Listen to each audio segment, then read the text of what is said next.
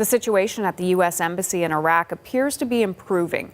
Protests flared up earlier today on the heels of an attack on a compound yesterday. Demonstrators had gathered in response to Sunday's U.S. airstrikes against Iraqi militia fighters backed by Iran. Alana Petrov is tracking this story from our London bureau. So, Alana, what's the latest? Hannah, this morning it was looking like the protests outside the U.S. Embassy in Baghdad could go on for weeks, maybe even months. Demonstrators at the scene were saying they wouldn't leave until the U.S. military got out of the country. And they had food, supplies, even tents for camping out. They were angry about targeted American military strikes on Sunday that killed at least 25 people.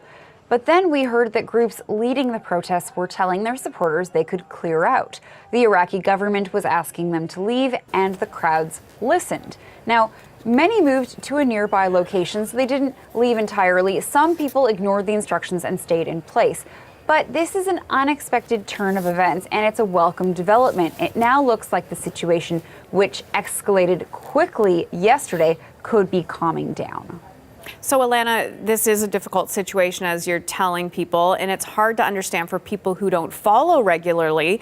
We know Donald Trump is blaming Iran for these protests, even though they're taking part in Iraq. Can you break that down for us? Okay, so we all know that the U.S. and Iran don't get along.